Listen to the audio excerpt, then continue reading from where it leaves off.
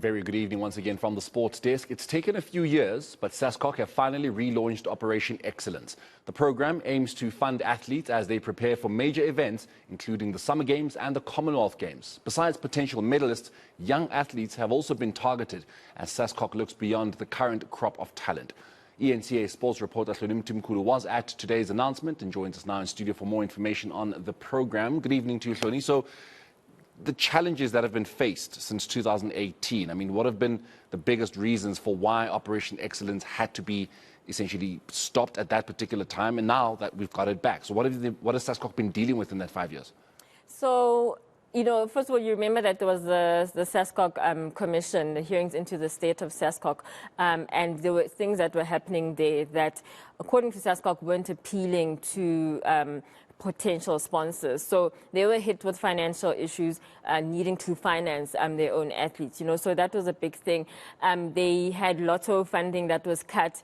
They had a big amount of money, something like 100 million that they were receiving, and that was slashed to about 10 million. So they had that loss. And because of all the boardroom situations and antics that were happening before, they lost out on potential sponsors, on the sponsorships that they had. So it just wasn't a good picture for them. And it took them a really long time. I mean, they hadn't had OPEX funding since after the Rio Olympics Games. That was in 2016. It works on a 4-year cycle. So they've had all of this time, even the Commonwealth Games in 2018, kind of after that. But all of COVID, all of going into the COVID Olympics in Tokyo, where they weren't able to do anything. But now it's finally happening. And, I mean, they had funding issues that affected funding for athletes. So they hope that this will now mean that things will be better, given how they did perform at Tokyo. That wasn't as well as they could have performed.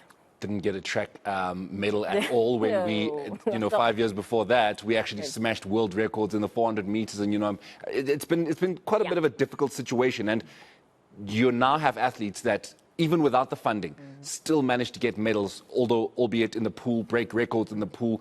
They must be feeling incredibly excited to now actually have some kind of backing from their federation as they go into Paris next year. Yeah, and I think it's such an interesting thing to hear the athletes themselves talk about it. They're not shying back. Tatiana Schumacher was there. She wasn't shying back from saying that we need funding for these things. And even at the national champs a few weeks ago, she was saying that I need funding for these things. If I can't get funding for these things, I need to decide, am I going to these games, the world champs, or am I staying behind? Chad's talked about that as well. Donald Rampari, wheelchair tennis player, he reached the Australian Open final earlier this year.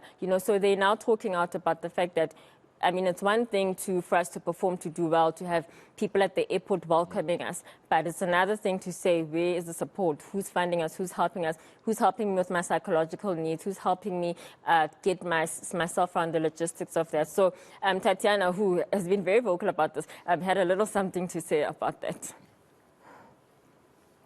Such a proud moment for us as athletes as well, in the sense that you can really see the passion of what we do, because we didn't have the financial backing and we still pushed on. We still had that resilience and stuff. So it truly just shows you how passionate we are about what we do every day. And it's hard, and like I said, it's a career, and it's hard when you're doing a career and there's no backing, because ultimately there's still life expenses. And so yeah, it's tough to hear. I'm obviously very fortunate that I did have parents that were able to pay, but so many people have to lose their dream because of financial things. Just very quickly, before I let you go, Hloni, how much are we talking in terms of the support and over what period? Okay, so the logistics, it's a 3-tier OPEX structure. It, first of all, supports the potential medalists at the event. So medalists before and those that hope to medal now, also in the top 16 of their events leading up to Paris 2024. Both Olympics and Paralympics, it's 100 athletes, 60 Olympians, 40 Paralympians. It is a 4-year contract. It has already started, actually.